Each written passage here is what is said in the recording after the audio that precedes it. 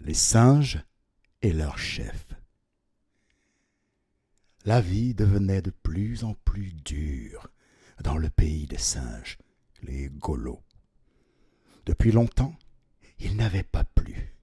Il n'y avait plus d'épis de mil ou de maïs à voler dans les champs. Les melons et les pastèques ne poussaient plus. Même les racines de nénuphars avaient disparu du lit séché des marigots. C'était la sécheresse. C'était la famine.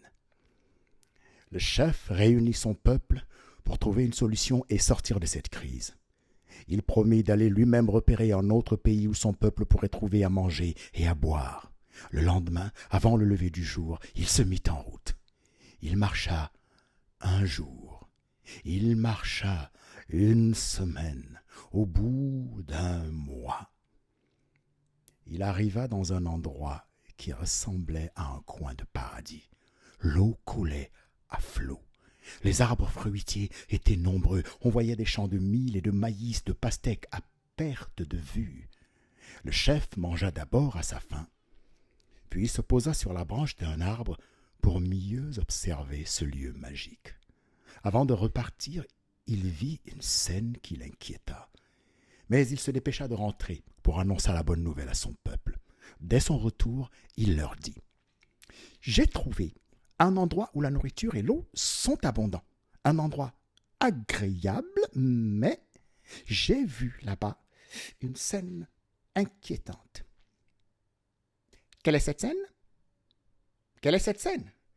Quelle est cette scène? Quelle est cette scène? Quelle est cette scène? Quelle est cette scène? Quelle est cette scène? Demandèrent les autres en chœur. L'endroit n'est pas loin d'un village de paysans, et j'ai vu une fille qui pilait le mil avec un pilon et un mortier. Autour d'elle sautillaient des chèvres et des brebis.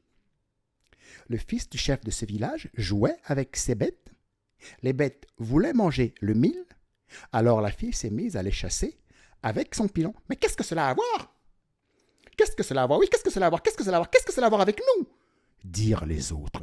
Ce qui nous importe, c'est d'avoir à manger et à boire, à manger et à boire. Oui, à manger et à boire. À manger et à boire, c'est tout.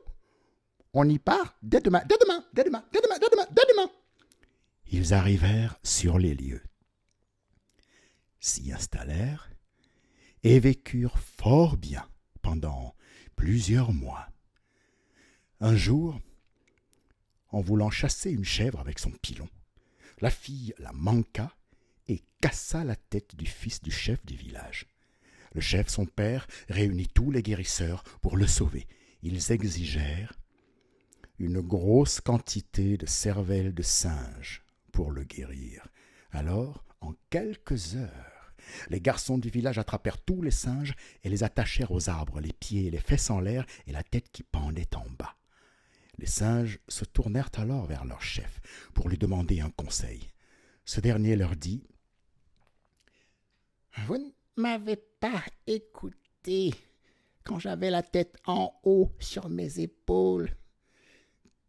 Que dire maintenant que j'ai la tête en bas et les fesses en l'air ?» Et le conte s'arrête ici.